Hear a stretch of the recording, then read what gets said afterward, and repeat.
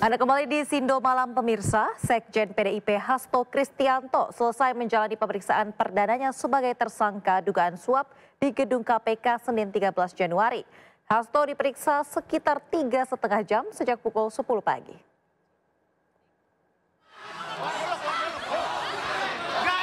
Usai diperiksa, Hasto keluar gedung KPK didampingi kuasa hukumnya Magdir Ismail. Hasto tidak mengeluarkan sepatah kata pun kepada awak media.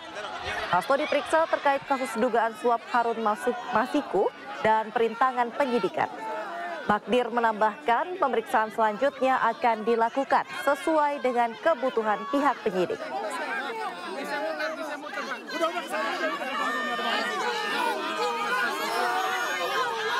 Sampaikan bahwa proses pemeriksaan hari ini sudah selesai dilakukan untuk hari ini. Pemeriksaan selanjutnya akan dilakukan sesuai dengan kebutuhan dari pihak penyidik. Ya. Untuk hal-hal yang lain, terutama berkaitan dengan perkara, saya persilahkan saudara-saudara tanya kepada penyidik. Karena inilah kesepakatan kami dengan penyidik, bahwa kami hanya menyampaikan Pak Hasto pada hari ini diperiksa untuk 2 perkara, yaitu perkara suap dan yang kedua adalah perkara menghalang-halangi penyidikan. Nah, sekali lagi kami ingin sampaikan terima kasih yang sebesar-besarnya atas perhatian Bapak-bapak, Ibu dan saudara-saudara terutama dari pihak media. Selanjutnya, pemeriksaan-pemeriksaan yang akan dilakukan pada saat yang akan datang tentu kami akan ikuti sesuai dengan kebutuhan dari pihak penyidik. Saya kira begitu yang bisa kami sampaikan sekarang. Terima kasih atas perhatian kawan-kawan semua.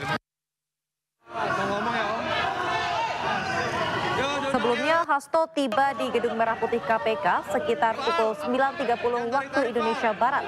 Hasto tiba didampingi tim hukumnya. Dan dalam pemeriksaan perdana usai berstatus tersangka kasus suap, Hasto menyampaikan akan menaati seluruh proses hukum yang menjeratnya.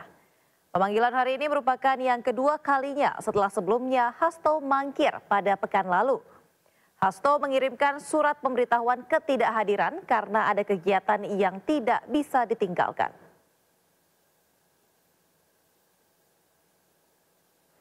Rekan-rekan pers, Assalamualaikum warahmatullahi wabarakatuh. Salam damai sejahtera untuk kita semuanya. Om Swastiastu, Namo Buddhaya, salam kebajikan, Rahayu. Terima kasih atas seluruh perhatiannya pada pagi hari ini. Didampingi oleh seluruh penasihat hukum, kami datang ke KPK untuk memenuhi seluruh kewajiban saya sebagai warga negara Republik Indonesia yang taat hukum dan sepenuhnya menjunjung supremasi hukum yang berkeadilan. Saya akan memberikan keterangan dengan sebaik-baiknya, namun sebagaimana diatur di dalam Undang-Undang tentang Hukum Acara Pidana, bahwa saya juga memiliki suatu hak untuk melakukan pra-peradilan. Sehingga pada kesempatan ini penasihat hukum kami juga akan memberikan surat kepada pimpinan KPK berkaitan dengan proses pra-peradilan tersebut.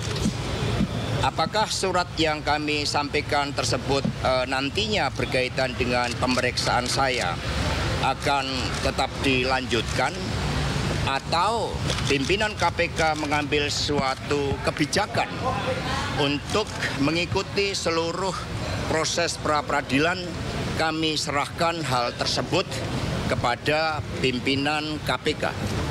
Karena kami percaya bahwa mekanisme dan prosedur hukum akan ditempuh dengan sebaik-baiknya dengan prinsip-prinsip asas praduga tak bersalah.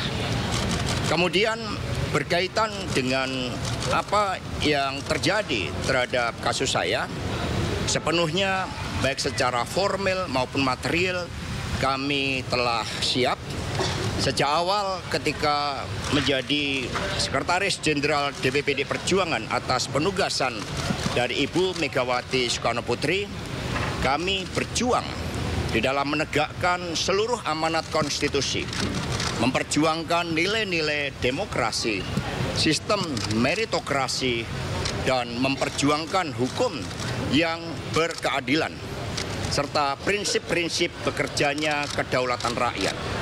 Sehingga terhadap seluruh risiko-risiko perjuangan dengan nilai-nilai tadi, tentu sekiranya membawa suatu konsekuensi khusus, kami diajarkan oleh Bung Karno, oleh Ibu Mega, bahwa perjuangan memerlukan suatu pengorbanan terhadap cita-cita.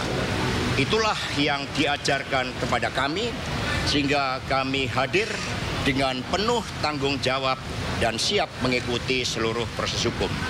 Tentu saja setelah para penasihat hukum kami menyerahkan surat kepada pimpinan KPK, kami menunggu tindak lanjutnya dan nanti percayalah kami akan memberikan keterangan pers yang sebaik-baiknya kepada saudara-saudara sekalian.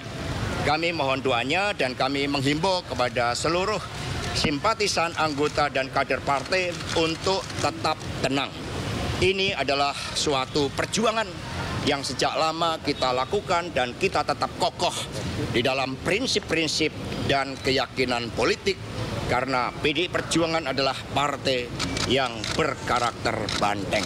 Terima kasih. Merdeka! Merdeka! Merdeka! Merdeka!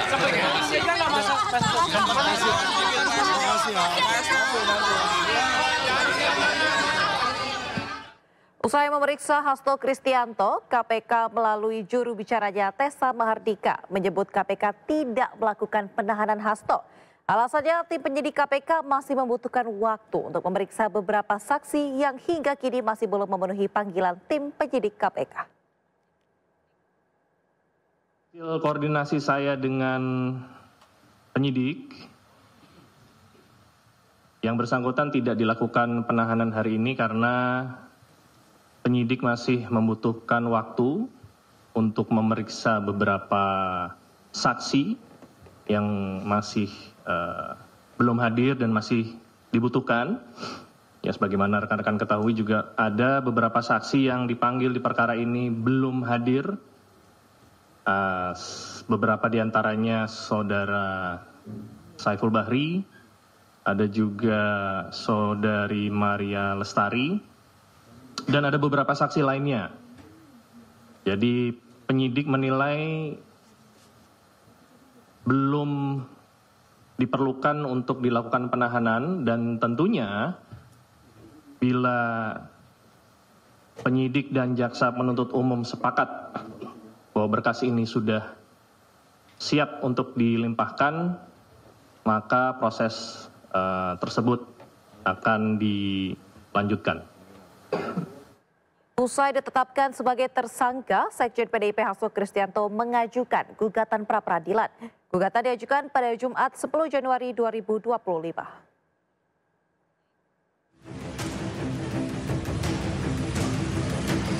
Usai ditetapkan sebagai tersangka, Sekjen PDI Perjuangan Hasto Kristianto mengajukan gugatan pra-peradilan. Gugatan pra-peradilan Hasto Kristianto diajukan ke Pengadilan Negeri Jakarta Selatan pada Jumat 10 Januari 2025. Langkah hukum kita belum bicara ke situ. Tentunya tadi kita sudah sampaikan di awal bahwa kita mengajukan pra-peradilan. Kita minta agar diberikan waktu agar kita bisa uji sah tidaknya status tersangka dari Mas Hasto Kristianto. Gugatan ini dibenarkan oleh Humas Pengadilan Negeri Jakarta Selatan Juyamto. Nantinya Juyamto akan memimpin langsung sidang ini sebagai hakim tunggal. Sementara sidang perdana akan digelar pada Selasa 21 Januari 2025. Ya, memang benar bahwa pada hari ini Jumat tanggal 10 Januari 2025 Pengadilan Negeri Jakarta Selatan telah menerima permohonan pra-peradilan dari pemohon Hasto Kristianto dan diregister dengan nomor perkara 5 Pipra 2025 ke Jakarta Selatan. Oleh Ketua Pengadilan telah ditunjuk hakim tunggal, yaitu saya sendiri Juyamto SMH, dan tentu telah menetapkan hari sidang yang pertama yaitu tanggal 21 Januari, hari Selasa. Sebelumnya KPK menetapkan Sekjen PDI Perjuangan Hasto Kristianto sebagai tersangka dalam kasus dugaan korupsi berupa suap pergantian antar waktu anggota DPR RI periode 2019-2024. Kasus korupsi tersebut juga menyeret Harun Masiku sebagai tersangka, namun sampai sekarang Harun Masiku masih buron. Dari Jakarta, Helmi Sajangbati, iNews melaporkan. Pemirsa, Menteri Komunikasi dan Digital Mutia Hafid resmi melantik Direktur Jenderal dan Staf Ahli khusus Menkomdigi. Dan dalam hal ini Menkomdigi menekankan pentingnya kolaborasi dan integritas dalam mendorong transformasi digital di Indonesia. Menteri Komunikasi dan Digital Mutia Hafid melantik sejumlah pejabat baru termasuk Direktur Jenderal dan Staf Ahli khusus yang akan menjalankan peran strategis dalam upaya transformasi digital di Indonesia. Mutia mengatakan bahwa kerjasama antara berbagai pihak seperti ASN, swasta, hingga media massa sangat berperan untuk mewujudkan digitalisasi yang berdampak positif bagi seluruh lapisan masyarakat. Sebagaimana saya sampaikan tadi, menjalankan tugas dengan penuh integritas, efisien, hindari kebocoran, dan tentu agar semua target-target yang sudah saya sampaikan sebelumnya dalam pidato kami bisa dicapai. Mutia mengingatkan pentingnya menjalankan tugas dengan integritas tinggi dan menghindari segala bentuk penyalahgunaan kewenangan. Salah satunya ditunjuk dan resmi dilantik adalah aktris cantik Ralinsyah. Aktris berparas cantik ini mengemban tugas sebagai staf sus bidang kemitraan global dan edukasi digital Komdigi. Tapi yang pasti sudah ada beberapa program ke luar negeri untuk membicarakan kemitraan dengan perusahaan swasta di luar negeri dan juga beberapa pemerintahan seperti Singapura dan India. Itu dalam rangka apa Kak? Maksudnya dalam hal apa kerjasamanya? Kerjasamanya dalam bidang telekomunikasi dan digital. Di sisi lain, diharapkan dengan adanya jajaran dirjen dan staf sus yang baru, percepatan dan pengembangan transformasi digital secara nasional bisa cepat terwujud secara merata.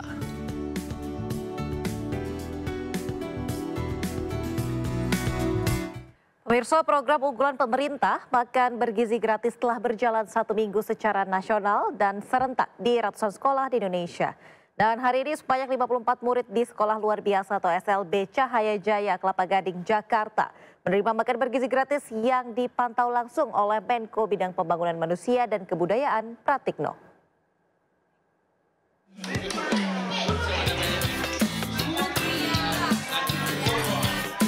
54 murid dari Sekolah Luar Biasa B dan C Cahaya Jaya di Kelurahan Pegangsaan 2, Kecamatan Kelapa Gading, Jakarta menerima paket makan bergizi gratis yang merupakan program unggulan pemerintah.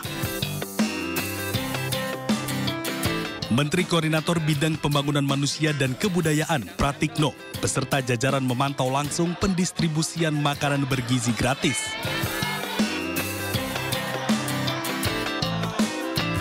Pratikno menyebut program unggulan dari pemerintahan Prabowo Gibran ini meningkatkan tradisi dan kualitas makan dari anak-anak menjadi yang sehat, serta menjadi dampak ekonomi yang besar bagi kelompok ekonomi menengah ke bawah. Makan bergizi gratis gitu. Jadi itu pagi ini jadi kita terus jaga bagaimana makan bergizi gratis ini sangat-sangat membantu masyarakat meningkatkan kualitas dan tradisi makan dari anak-anak kita, jadi tradisi makan yang sehat, dan kita harapkan juga memberikan dampak ekonomi yang besar bagi masyarakat ekonomi menengah ke bawah. Program makan bergizi gratis telah berjalan selama 1 minggu secara serentak di ratusan sekolah di sejumlah wilayah di Indonesia. Hadirnya program makan bergizi gratis ini disambut antusias para siswa-siswi. Dari Jakarta, Stephen Patinama, Muhammad Fakih, Aulia Syah, iNews melaporkan.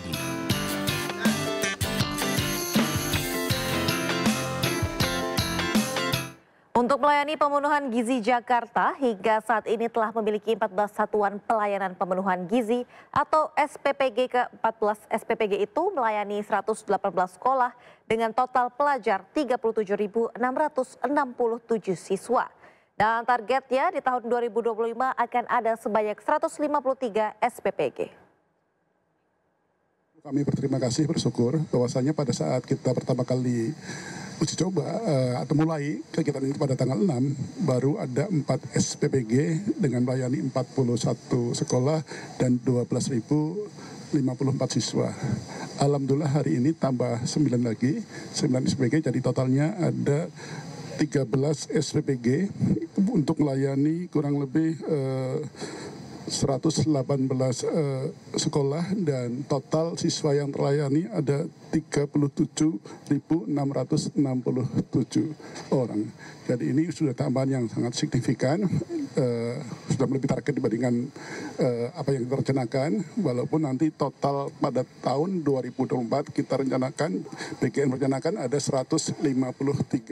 Dalam pertemuan bilateral perdana Menteri Jepang Shigeru Ishiba dengan Presiden Prabowo Subianto serta jajaran menteri, sejumlah rencana kerjasama dilakukan, termasuk keinginan Prabowo dalam program makan bergizi gratis.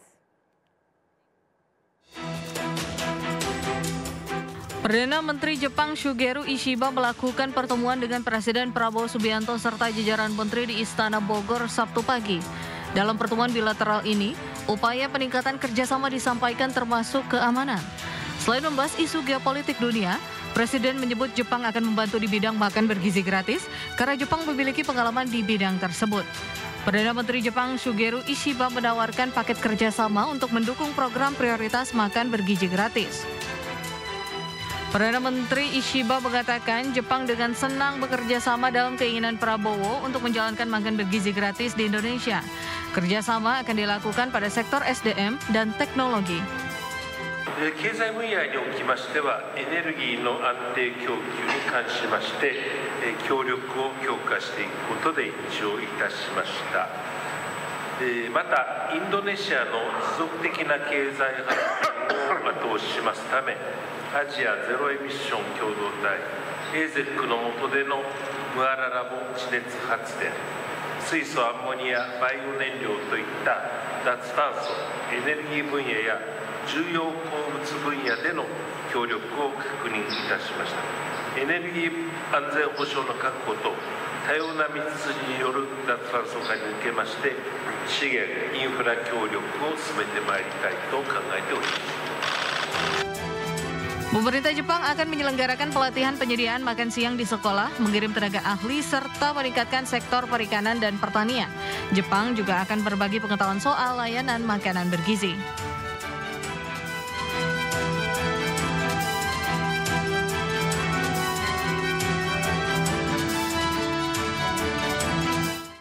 Program makan bergizi gratis terus dilakukan di sejumlah sekolah. Di Kabupaten Bandung, Jawa Barat, 10.000 paket telah dibagikan pada siswa.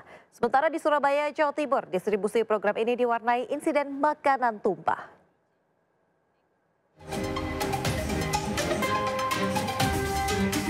Forum Koordinasi Pimpinan Daerah Kabupaten Bandung mendatangi 2 sekolah di Kecamatan Ranca Ekek, Kabupaten Bandung untuk memantau distribusi makanan bergizi gratis bagi seluruh peserta didik.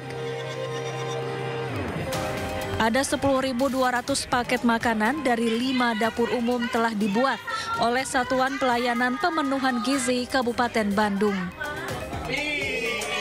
Anak-anak antusias menyantap menu makanan yang disajikan, yaitu ayam goreng, sayur wortel, tempe goreng, nasi, buah jeruk, serta susu UHT. Di tempat lain itu juga ada kurang lebih 3.000 sampai 1.700. Jadi total yang hari ini di Kabupaten Bandung itu ada sekitar 10.200 yang sudah dilaksanakan distribusi. Begitu kegiatannya. Itu Pak tiap hari Pak? Ini dilaksanakan tiap hari, waktu sekolah mulai hari Senin sampai dengan hari Jumat. Untuk waktunya menyesuaikan, di mana waktu itu mulai dari pagi kita kasih anak-anak yang PAUD, kita kasih. Setelah itu baru nanti menjelang agak siang, mungkin jam 10 itu SD, nanti SMA jam-jam 11. Jadi dibagi waktunya sesuai dengan jam sekolah. Sementara itu, insiden makanan makan bergizi gratis tumpah terjadi saat pelaksanaan program di Sekolah Madrasah Aliyah Negeri Surabaya.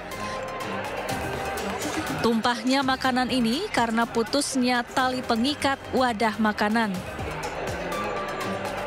Meski sempat terjadi insiden, namun tetap tidak mengganggu jalannya program makan bergizi gratis. Bahkan siswa maupun pihak Kementerian Agama Surabaya mengapresiasi gelaran program makan bergizi gratis ini.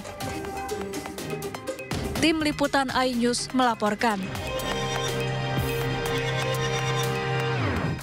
Pemirsa, meskipun program makan bergizi gratis telah berjalan selama 1 pekan, pemerintah mengungkapkan adanya pembahasan untuk penambahan anggaran makan bergizi gratis, di mana potensi anggaran akan bertambah hingga 140 triliun rupiah untuk 82,9 juta penerima manfaat.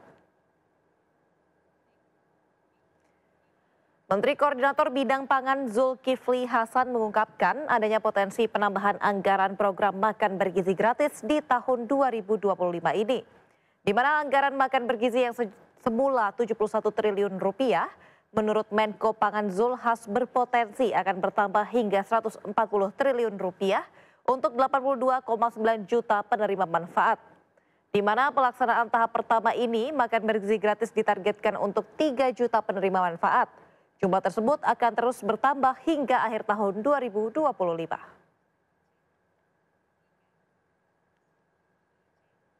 Kita lagi berusaha, kalau ditambah 140 triliun bulan Juli, maka seluruh anak akan dapat makan. Berarti 210 T, ya. Tapi kalau full dari Januari sampai Desember, ya kira-kira 420 lebih triliun. Bayangkan Pak, belanja makanan 420 T. Kalau kita nggak sekarang kerja keras, telur, Pak, beras, segala macam, ikan. Dewan Ekonomi Nasional menilai berlangsungnya makan bergizi gratis yang sudah berjalan 1 pekan ini telah memiliki multiplier efek yang besar, di mana program makan bergizi gratis ini secara langsung berdampak ekonomi di daerah dan juga pedesaan. Ketua Dewan Ekonomi Nasional atau DEN Luhut Binsar Panjaitan menegaskan program makan bergizi gratis yang dimulai 6 Januari 2025 kini mulai terlihat multiplier efeknya ke masyarakat. Selain memberikan manfaat peningkatan kualitas gizi anak sekolah, makan bergizi gratis juga berdampak terhadap perekonomian desa, di mana dengan adanya pelibatan koperasi dan juga masyarakat desa, perputaran ekonomi di desa diharapkan bisa tumbuh membantu mencapai target pertumbuhan ekonomi 8%. Terlebih lagi, hal ini ditambah dengan program transfer dana desa dari pemerintah pusat sehingga diprediksi perputaran ekonomi di desa bisa mencapai 9 miliar rupiah. Luhut berharap program makan bergizi gratis ini dapat berjalan dalam jangka panjang untuk memberikan dampak yang lebih besar.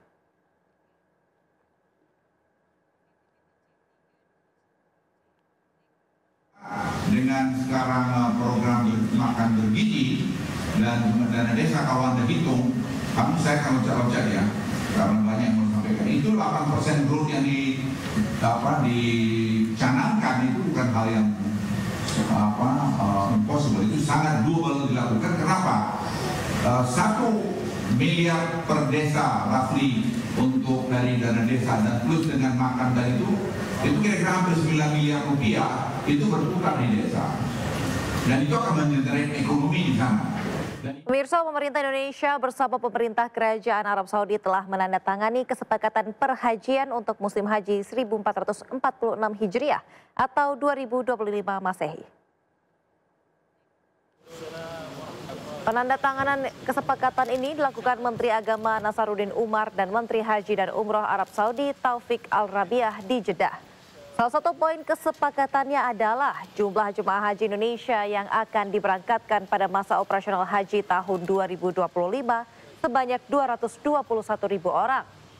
Namun Menteri Agama masih terus berupaya untuk mendapatkan kuota tambahan petugas haji. Karena saat ini kuota petugas sebanyak 2.210 atau 1% dari kuota jemaah. Selain itu, keberangkatan dan kepulangan jemaah haji akan terbagi pada 2 bandara di Arab Saudi, di mana 110.500 jemaah akan datang melalui Bandara Amir Muhammad bin Abdul Aziz di Madinah dan pulang melalui Bandara King Abdul Aziz di Jeddah. Sementara sisanya akan datang melalui Bandara King Abdul Aziz Jeddah dan pulang melalui Bandara Amir Muhammad bin Abdul Aziz Madinah. Kami sudah tetapkan juga dan juga keputusan bersama dan jemaah haji kita tahun ini adalah 210.000 ya Pak, dan tidak termasuk diantaranya pendamping. Kami juga tadi bagaimana supaya pendampingan itu. Pemirsa, turunnya biaya penyelenggaraan ibadah haji menjadi kado manis di awal tahun bagi masyarakat Indonesia. Kebijakan ini turut diapresiasi Partai Perindo karena dinilai dapat meringankan beban para jemaah dalam menunaikan ibadah haji.